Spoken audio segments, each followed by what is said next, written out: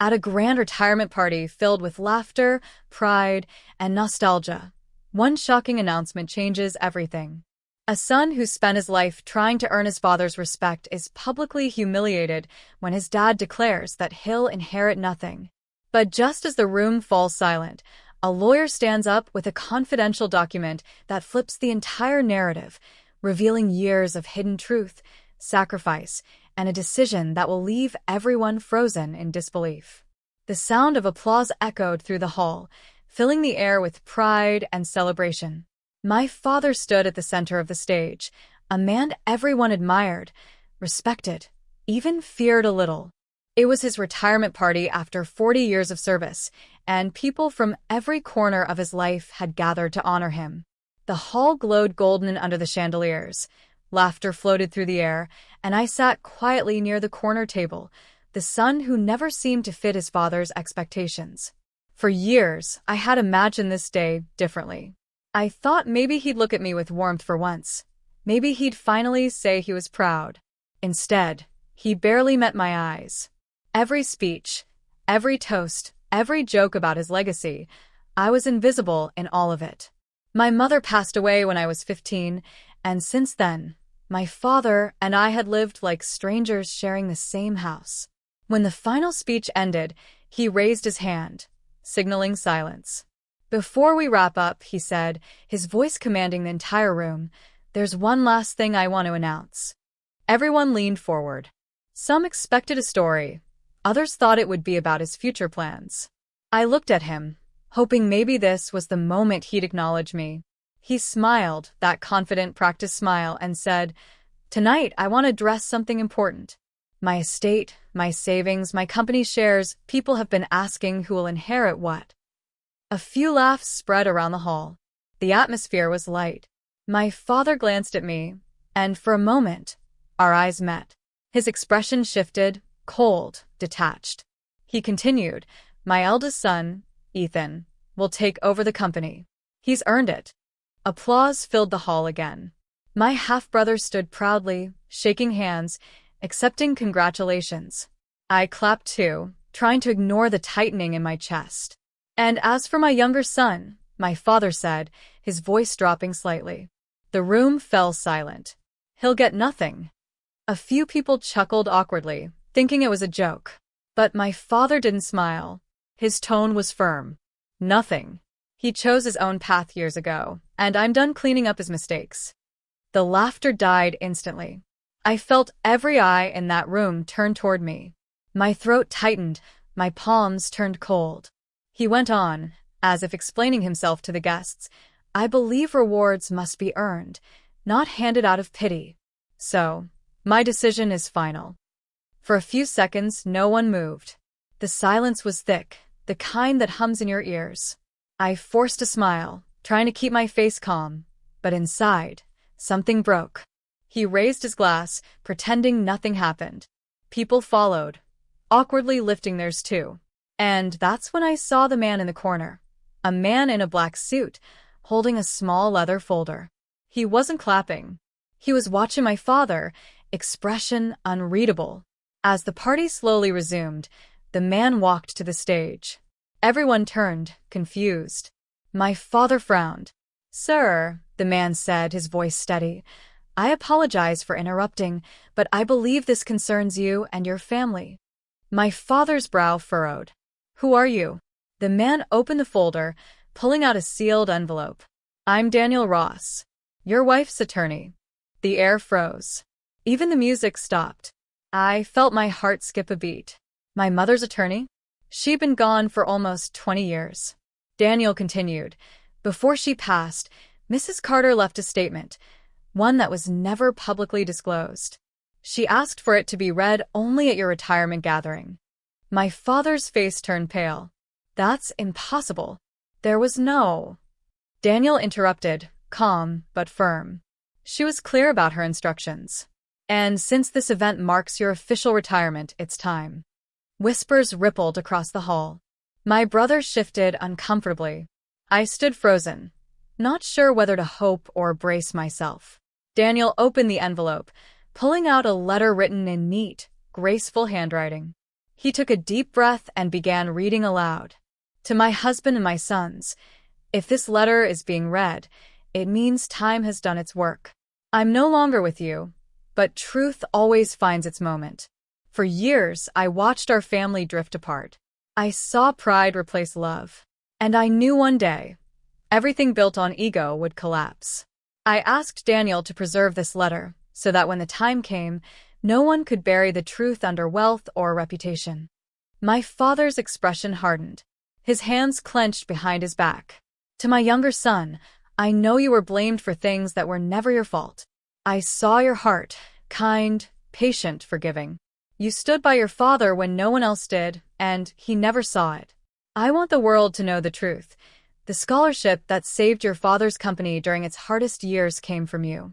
You sold the last thing your mother left you, the house in your name, to pay for it. The crowd gasped. My father's face drained of color. You may not have his company, but you have my legacy, my shares, my savings, and the trust fund I built quietly over the years.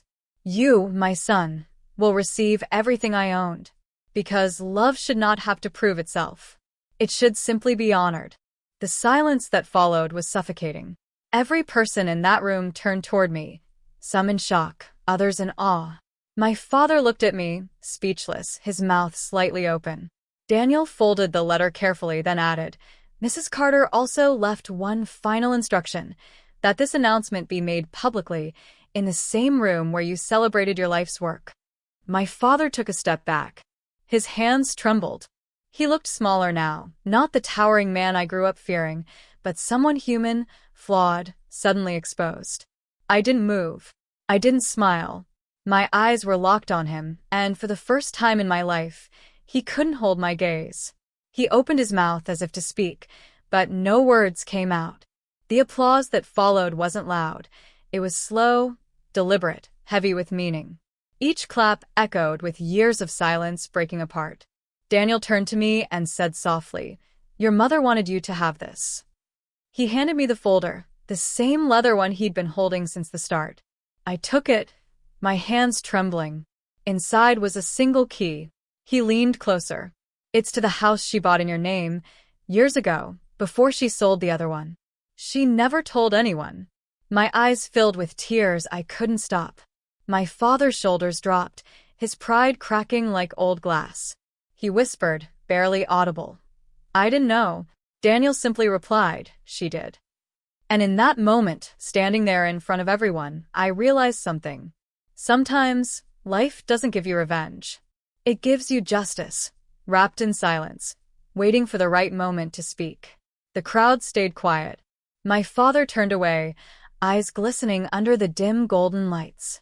And for the first time, I felt peace, not triumph, not anger, just peace. Because she saw what no one else did. And tonight, so did everyone else. The applause faded slowly, replaced by whispers and uneasy glances. People who once admired my father were now staring at him like a stranger they'd never truly known. He stood still, his face pale, eyes hollow. The weight of years pressing down all at once. My brother, Ethan, looked from him to me, disbelief written all over his face. For the first time, he didn't look superior. He looked lost. The lawyer, Daniel, quietly stepped back, allowing the silence to speak louder than any words could. I could hear the faint hum of the air conditioning, the clinking of a glass somewhere behind me, and the sharp sting of realization flooding through my veins. The room that once celebrated my father's greatness now felt suffocating, like it was holding its breath. I walked toward the stage slowly, each step echoing in that heavy silence. My father didn't move. When I reached him, I could see the pain in his eyes, a pain that wasn't just humiliation, but regret. Decades of pride, decisions, and distance had brought us both to this moment. He finally spoke, his voice trembling. I didn't know, son. I swear I didn't know. I wanted to believe him. Part of me still wanted to protect him, to erase the years of anger. But another part of me, the part that had waited all my life for him to see me, couldn't forget the way he said nothing, just minutes ago, without hesitation. I said quietly, Maybe you didn't want to know. His eyes widened, and for a second, the strong, unshakable man I'd grown up with looked fragile, almost like a boy who had finally realized the cost of his choices. Guests started to slip out of the hall quietly, avoiding eye contact. The golden chandeliers above flickered slightly, reflecting on the marble floor that was now littered with half-empty glasses and wrinkled napkins. The celebration had turned into a reckoning. Ethan approached me, still in shock. "Did you really sell your house?" "For him." His voice cracked between disbelief and guilt. I nodded. "It doesn't matter now." But Daniel interrupted softly. "It matters. Because truth always matters, no matter how long it takes to come out." He handed me another small envelope. "Your mother also left this for you. She wanted you to read it privately." I looked at my father. He didn't say anything. He just nodded, a small, broken nod that said more than words ever could. I stepped off the stage and walked toward the garden outside. The air was cool, filled with the distant hum of city lights. I sat down on a bench and opened the envelope. Inside was a letter, handwritten like the first, but this one was shorter. "My dear, if you're reading this, then truth has already done its work. Never let pain make you bitter. You were always the quiet strength of this family, even when no one noticed. I know forgiveness is heavy, but freedom is heavier if you don't. Let the past end with me. Don't carry his guilt. It's not yours to hold. Mom." I read those words again and again, feeling each line carved deep into my heart. For years, I'd imagined what I'd say to my father if I ever got the chance to confront him. But now, with the truth out, the anger didn't feel necessary anymore. What replaced it was something unexpected. A quiet release. I turned back toward the hall. Through the glass doors, I could see him sitting alone now. His shoulders slumped, his eyes fixed on the floor. The guests were gone. The music was off, and for the first time, it felt like it was just us, a father and son finally stripped of all the noise between them. I walked back inside. My footsteps echoed softly across the marble. When he looked up, I saw tears he didn't bother to hide.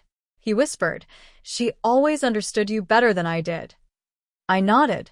"She understood you too. You just didn't listen." He closed his eyes, a faint smile of pain crossing his face.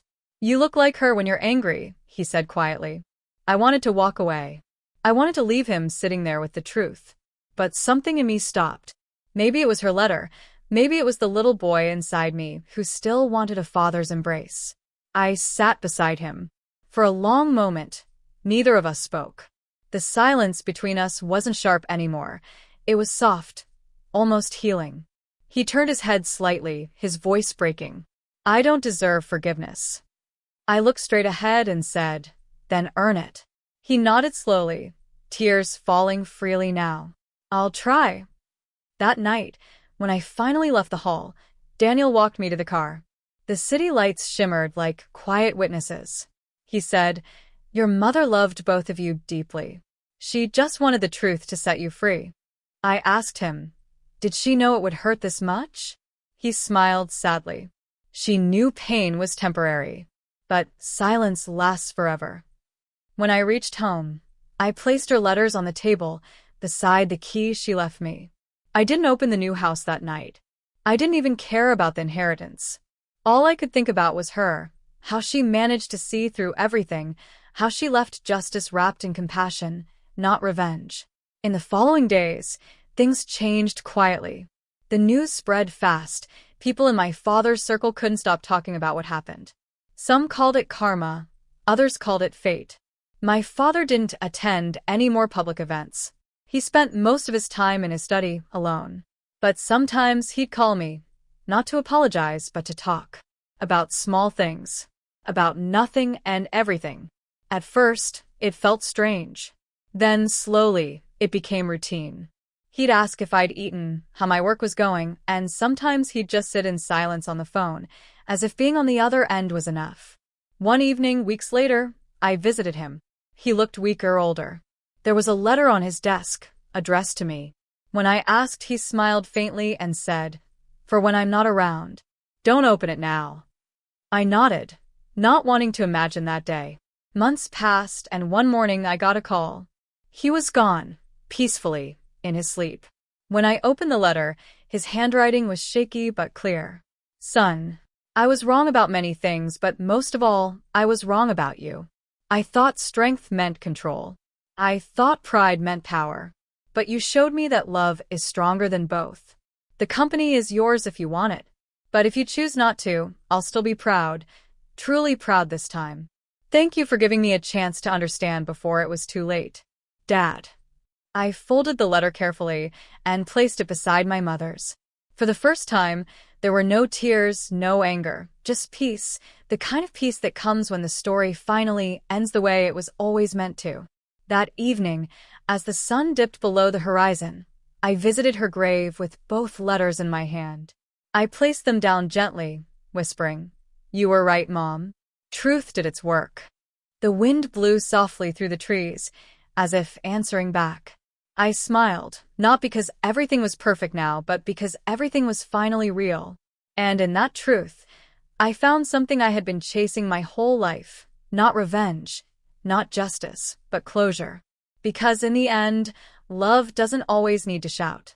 Sometimes, it just needs to be heard at last.